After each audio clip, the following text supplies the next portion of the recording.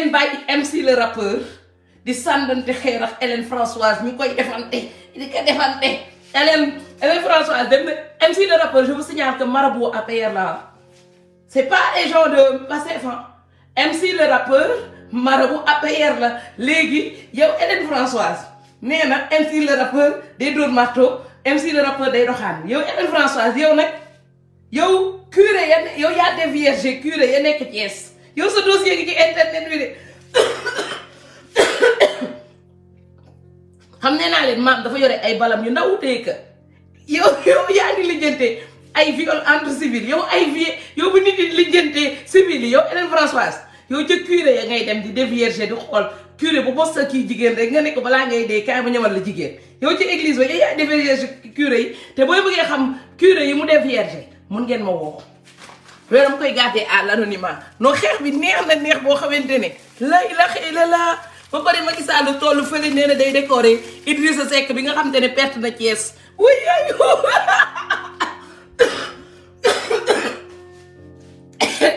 nee naa leen Sénégal man maa ngi ca Zemmour na Sénégal seen problème kenn mënu ko defar yow ne Idrissa Seck mënu sa gagné maire Thiès benn maire bi gën a tuuti Thiès moo gën a tuuti benn dëkk juróom-ñaari gaar la xooma Idrissa Seck mënu fa sax gagné Macky Sall nee na ko daf ko defal ordre du mérite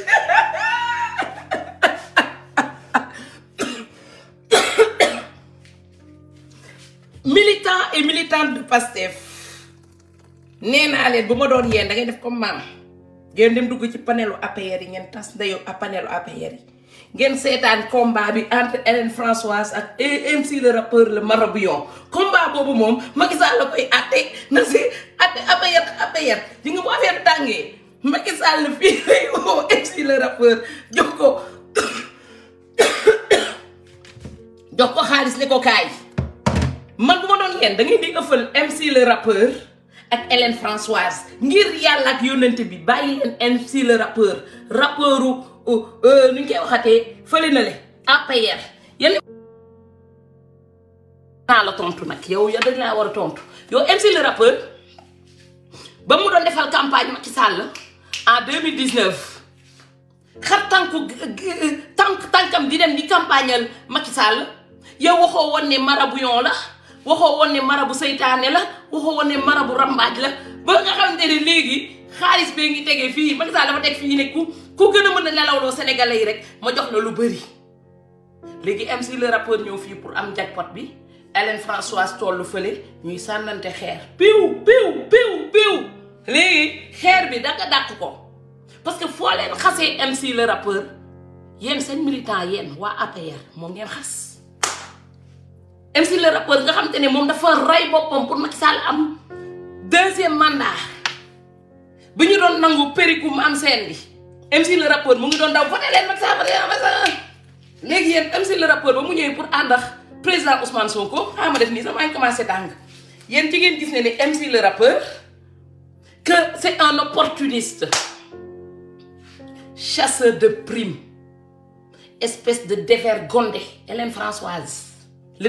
déviergeuse des curés Hélène Françoise yow yaa ngi lijjante bakkaaru MC bi yow bu la yàlla jàppee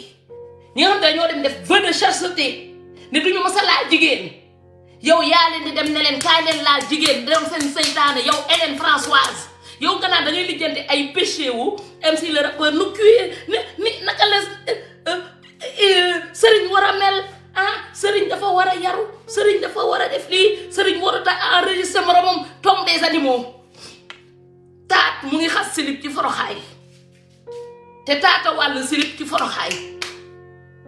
yow Hélène Françoise yow bu M6 amee ñetti bàkkaar yow yaa ngi ci téeméeri bàkkaar ndax saa boo xëyee rek di yokk say bàkkaar yow Hélène Françoise yow saay boo xëyee di yokk say bàkkaar yow mi dévierge ba dévierge ay curé tombe des animaux ñun sax catholique yi ñooy dem porter plainte léegi yow Hélène Françoise parce que yow yaa nekkoon xale yooyu noonu di nga gars yi am nañu sa photo de ca kii ba ca église ba am nañ sa photo yow bu curé yi naan nii au nom du pour naan du ñu péché yow nga ne leen kaa leen bàkkaar est-ce que ça nous surprend tey ngay dem di jàppale Adji Sarr la fausse violée yow yaay def promotion bàkkaar ci biir église bi yow Hélène Françoise kon boo demee ba ca jàkk ja dafa def promotion bàkkaar est-ce que ñun catholiques yi nañu surprendre moo tax naan non elle est catholique non c'est Satan dans l'église et Satan dans l'église veut se répandre dans la mosquée M6 nga ne dafay tëddee ay xale moom sax M6 sax dans sa religion rien ne l'interdit d'avoir 5, 10, 20 femmes man ànduma ak M6 de ci yéen la bokk mais yow dans ta religion on interdit les curés de faire l'amour et toi tu vas frôler cette interdiction de Dieu pour leur dire venez faire l'amour yow ak Satan bi nga xam te ne bi Jésus taxawee ci montagne bi di prière mu ne ko daanul Dieu va te capter yaa ak Satan boobu yenn yem yow Hélène Françoise yow yaay seytaane est-ce que yow sax liggéeyoo Adji Sarr pour muy fen yow est-ce que liggéeyoo Adji Sarr pour muy fen man je me le demande dana ngeen xoolal ma ndax xam Hélène Françoise liggéeyul Adji Sarr pour muy xëy rek di fen parce que loolu am na parce que bi nga àndee woon nag Assane Diouf ñëpp nañ ne yàq xaftaloon pour muy saaga ñu ne danga ko liggéeyoon pour muy saaga yow léegi est-ce que demoo liggéey Adji Sarr pour muy fen chasseuse de primes vaut rien parasite pauvre connasse échouée dans la vie avec aucune valeur et tu nous fais chier Hélène Françoise tu nous fais chier tu fais la honte de toute une communauté waxuma rek catholique yi de déedéet yow ci catholique yi ak jullit yi yow foo dem tas fa wóor na ma ne Adji Sarr xamuloon luy fen yow yaa dem ci sa marabu bi nga liggéey ko pour mu ubbi gémmiñam fen pour yow nga mën a am xaalis ndax yow fen moo lay dundal yow Hélène Françoise fen moo lay dundal te amul benn combat boo gañee ba nga ubbiwee sa gàtt bi dugal ko ci Assane Diouf ci lañ ko rapatrier Sénégal ne ma benn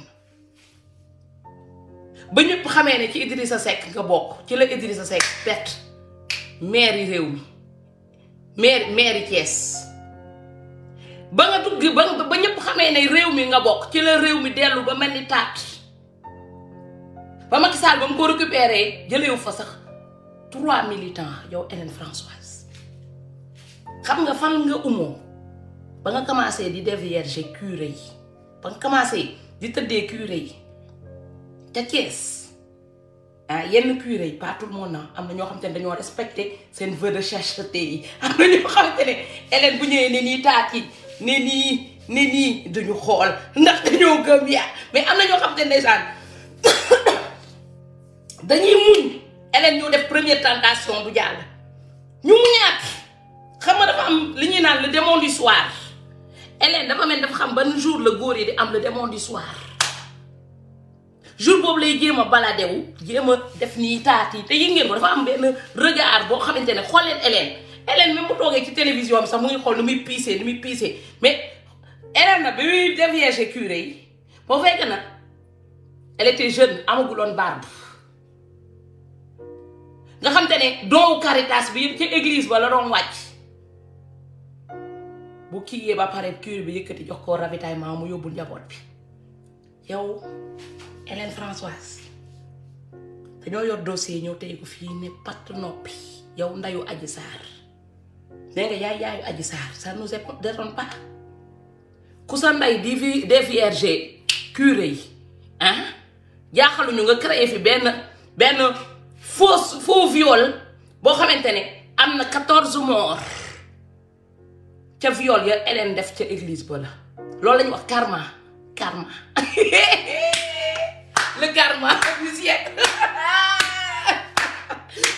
loolu la leçon la pour ñi nga xam ne dañu leen di servir ci curé yi le karma du siècle lii mooy karma léegi nag amaat na keneen ku góor kooku ñuy wax Khadim Gueye Khadim Gueye nee na moom xam na lépp moom il sait tout Khadim Gueye même s'est dit que maintenant il est avocat Khadim Gueye sa jàng soriwul Khadim Gueye à peine tu sais dire bonjour yow jutu woo sax am gémmeñu intellectuel yow da nga jutu rek am gémmeñu con sa gémmiñ gi comme bunu ginaar buy def caca ba pare du gàtt yow Khadim Gueye yow tu n'es même pas capable d'avoir des dents qui remplissent ta bouche 1 2 3 5 1 2 3 nga vidéo pour Sonko tàllu la yéen sax seen duul yi dafa jig Sonko parce que man bu may duulal sama noonu mu jógee ca député assemblée nationale teeri ca mairie Ziguinchor tey waaju dugg président de la république yéen chaque jour ngeen di duulal président Ousmane Sonko chaque jour muy yéeg échelon naan nii yéen ngeen di dellu ginnaaw naan nii xanaa keñ man bu may duulal sama noonu muy avancé may dellu gannaaw damay toog xoolaat sama bopp ne y a problème effectivement y a problème nga am de oui maam t'as pas de vue c'est pas très grave parce que maam ne recherche pas de vue yow mais tey Hélène tuuti mu jooyee partager leen live bi ma ne ko duma ko partager ndax duma partager ay fen partager leen live bi balaa noonu yi di ko signaler ma ne ko non du même ko du noonu yee koy signaler de déedéet fenu Adji Sarr yi moo la jigut ba nga ca duggee ba léegi vue yaa ngi wàcc di baisser et t'as pas compris que ni vue yaa ngi baisser le ridicule ne tue pas Hélène Françoise bu ma doon yow yàlla may na la nga nekk Amérique dellul ca Amérique ba nga dem wuti ji liggéey ca salon de coiffure yi laa la xamal laa la yëgal duul ngaa duula bu ñu naan duulkat bi gën a màgget Sénégal yow Hélène Françoise Kouramaki ak ñetti pom yéen a nekk fenkat yu gën a màgget Sénégal xam nga yenn saa yi sax nit day màgg day dem ba am yenn âge yi mu ne j'ai 50 ans j'arrête de mentir mais yéen vous avez 50 ans et yéen a bëgg a jël ndam li ci fen yéen a ko bëgg a jël pendant ce temps man maa ngi defar maa ngi naan sama ndox mu baax dine patriote yi su ma doon yéen ngeen bàyyi ultime combat bi Hélène taxaw fële M6 ñëw taxaw fii ñuy sàndante xeer piw bomb yi ma gis tey ma dama toog rek di ree bomb yi ma gis tey aka moo neex toog di seetaan live bu ma paree ci live bu Hélène Françoise maa ngi xaar riposte MC le rappeur ma xool nu muy tontoo ndax ñoom ñëpp APR lañ bokk xam nga lu neex ci man Hélène Françoise ba nga doon wër di duul sénégalais yëpp ne maam espion wu APR la Hélène Françoise kan moo mujjee ci APR yow Hélène Françoise moo tax ñu naan duul day jël TGV ñu ne la dëgg di daagu naan nii comme maam ni mu koy defee na dama tàmm daagu man sama dëgg day daagu waaw maam espion wu APR la ma ne ko d'accord léegi kan moo mujjee APR Hélène Françoise je vous le demande kan moo mujjee APR kon yow bu ñuy ne espion APR yow doo espion APR de yow kakaawu APR nga tu es la merde de APR yow Hélène Françoise tu es la merde de APR man maam bu ma bëggoon dem APR du ma jaar ci Idrissa Seck pour dem APR parce que je ne passe pas par la merde pour rentrer dans une maison déedéet man góor laa su ma naroon dem APR te ma gisoon fa sama bopp ndax du yàgg ba ma gis sama bopp ci APR je m'accompagne pas avec des cons au Sénégal comme Kouramaki bu fii laay ñëw di xaritoo con man sa ay xarit dañ leen di tànn man je suis pas amie avec n'importe qui sama xarit yi ma fi nekk xarit bu ma taxaw rek dañ ne kii xaritu maam la oui mes amis je l'ai choisi mon président aussi je le choisis man je le choisis forme bi dama koy xool carrure bi dama koy xool doxin bi dama koy xool moo tax tey day non président dañ koy tànn président moo lay représenté président bu am taat out bu ëmb out demal ba accoucher ba pare président ni président Ousmane Sonko lay mel Hélène nag yow mosoo tànn góor yow góor mënoo ko tànn fet xam nga lu ma ne góor mënoo ko tànn chim Hélène yow da nga jógee ci ndaamal kajoor ñu foog ne yow sax di nga jaar ci élégance yow xamoo raffinage am na ñu naan sax da nga nopp ndaamal kajoor ça ne me surprend pas du tout ndaamal Kajoor maam sax moo ko sut ñu ne Hélène jóge na ci réew mi ma foog ne fu nekk la Hélène di dem ndekete dafa remplacer ndaamal Kajoor ak góor gi ëmb am taat mooy Hélène jigéen day am gu am bët ah am lu muy bañ am lu muy jombale jigéen day am classe au fait. professeur EPS ba nga nekkee woon professeur EPS Lamine Gueye ñu ne jigéen bi ëpp caractère Lamine Gueye ñu ne kee la mooy Hélène Françoise kii mooree di ko kooku tey mooy tagalu ba mu jekk di défendre kan te jàngoo droit jongoo droit yow nag Sénégal tey yëpp dañuy xam yow ban classe nga yem yow Hélène Françoise tu n'as même pas le bac yéen ba ngeen defee grève bi gën a rëy Sénégal ci la Abdou Diouf sarax yaa bokk ci élèves yooyu nga xam te ne pour que ñu tëj seen gat yi pour ñu toog pour ñu calmer wu ñu caser leen ci fonction publique bi loolu moo la yóbbu nga nekk professeur ci fonction publique bi yow corruption moo la mës a jox liggéey corruption moo la jox liggéey Hélène Françoise internet bi xamuñu la mais man j'ai appris à te connaître ba nga doon dem di def ji Nounou c'est pas méchant Nounou c'est pas méchant du tout ci kaw nga assumer ko yow da nga daan toog di waxtaan ak ñun jékki-jékki sama voisin bi dama war a dem jëli ji ay doomam t'as jamais assumé tes petits boulots Hélène Françoise su ma doon yow nga dem saraxu sa jëkkër ji mu def en sorte que nga continuer di laab sa belle-mère bi pour mu jox la retraite ndax danga daan laab sa belle-mère bi ba nga tase foofu sa jëkkër Dieu t'a donné une chance mooy laab nga laaba laab ba yaa jël ndam li ci laab ndax ci laab sa taatu goro ci la sa jëkkër kontaanee ci laab bi yow Hélène Françoise ba mu ne xaar ma takk ko ndax kii moo dàq laab yaay ci àdduna yow yaay toog ci internet bi et que tu es là en train de nous faire chier déedéet naa xool nag xëy na peut-être nag xëy na intellectuel nga APR parce que APR tout le monde est intellectuel APR bi ngeen demee ba jël Farba Ngom directeur de campagne yéen tout le monde est intellectuel chez vous tout le monde tous les cons sont intellectuels APR moo tax Farba Ngom xool Sénégal ba mu daj mu ne Macky Sall moo fa gën a jàng ma ne ndeysaan c'est APR Khadim Gaye nga xam te ne dafa naan alcool ba gémmiñ ngi yaa ba gën a yaa kaale lu yaa ndax man bu ma xoolee kuy naan rek man catholique laa damay xam ne kii sulaar la xam nga président Ousmane Sonko mun ngeen ko waxal lu nekk mais yow sa gémmiñ gi ni mu yaatoo noonu xam nga yàgg ngay lokk alcool bi naan kan nii yow catholique bi ñu naan alcool sax nii la ñuy def teg mais yow Khadim Gaye ba sa làmmiñ bi kii li maintenant c'est ça qui est mauvais au fait boo demee ba nga accro alcool wala drogue Macky Sall dafa mën a récupérer ñooñu parce que ñooñu quand ils sont en manque loo leen def loo ñu def ko ci àdduna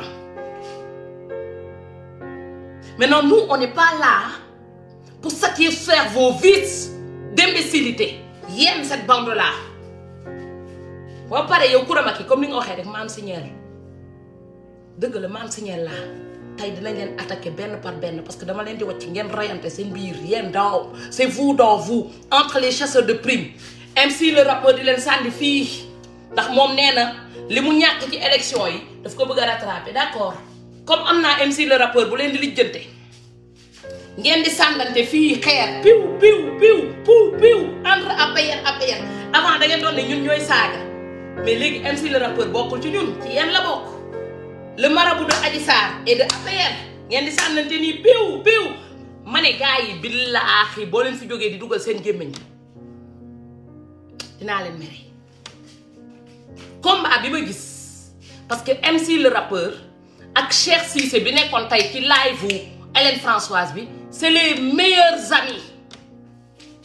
ay xarit xaritu benn bakkan lañu dañoo dil pour kii di xas kii di xas kële su ma doon yéen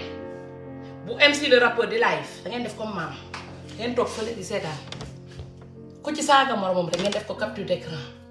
seen commentaire ngeen def ko ci page bi di ko partager benn par benn.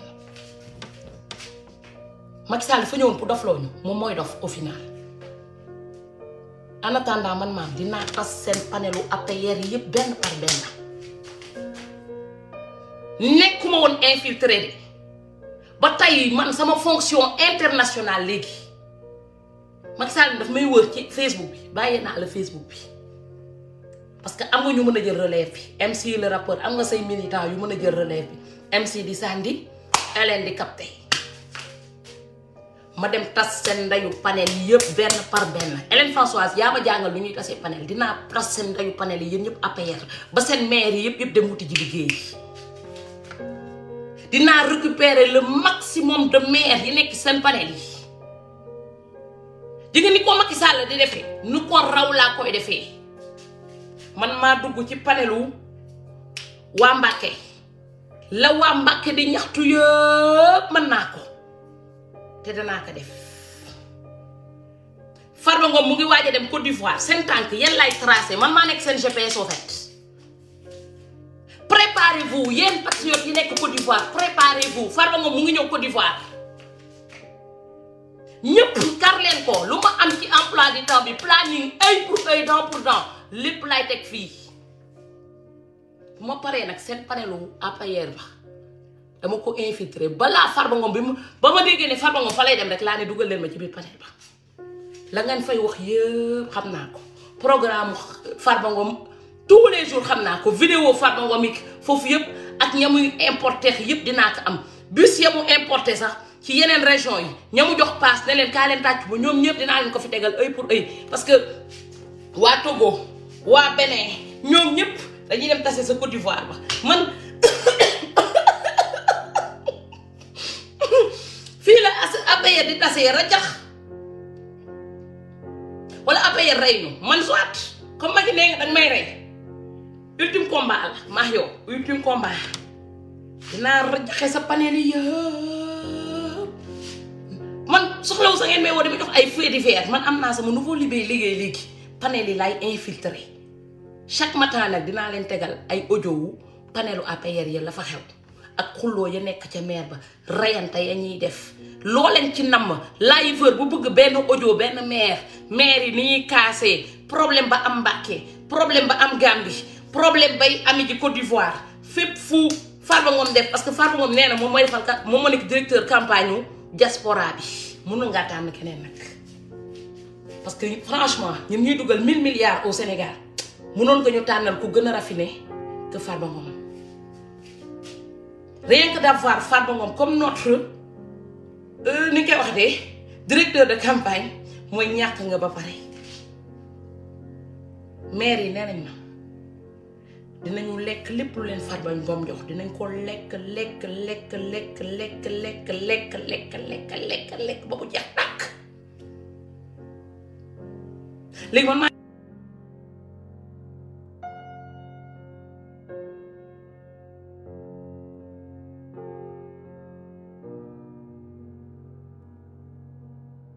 dinaa sax dem wuti ji yeneen aide pour gën a renforcer financement wu maire yi même bu ma maire yi fayulee c'est pas très grave na fi Macky Sall jóge rek ba ma gis bopp ma Hélène Françoise Pastef lii defi la waccal leen ma Hélène Françoise muy xeex ak MC le rappeur ngeen dem def ji campagne législative yi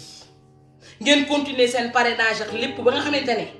bu ñu yebbee élection yi dañ leen di galgal ñoom ñëpp ñu daanu Macky Sall xam na lu koy xaar ndax maire yi xam nañu maire yi dama dugg ci panel bi woo leen ci suuf ma wax leen ku nekk lan moo manqué sa koñ mu ne ma eau potable lan moo manqué sa koñ mu ne ma hôpital lan moo manqué sa koñ mu ne ma école ana xale yi ñu ngi taxawaalu ana xale yu jiggo jeunes yi ñu ngi taxawaalu ma ne leen xaar xam nga fan lay xewee assemblée nationale ñoom ñooy voté budget bi nit ki nag boo ko falee mu nekk majorité assemblée nationale école ba doxut éducation ba doxut xale yi di taxawàllu drogue bi ne la annamaay insécurité bi reñe ñaata nit la ñu rey Touba moo tax waa Mbàkke ñoom ñëpp laa woo ci suuf maire yi ne ma dëgg la ma ne leen boo leen fi falaatee Macky Sall boo leen génnee ci mbedd bi ñu rey seen doom wala ñu rey leen wala ñu rey seen bokk wala ngeen naan fi ndox mu bon bi am Touba ba ngeen am gastro bu boobaa bu leen mere kenn maire yi ne ma loolu yëpp xamuñu ko woon ci assemblée nationale ba ma xëcc leen iri leen ne leen lan moo tax ngeen topp ci ginnaaw Macky Sall ak dara xamuñu ñun kenn moom dañuy wax ñu ñëw tàccu rek ma leen kaay leen lan moo leen manqué loo leen bëgg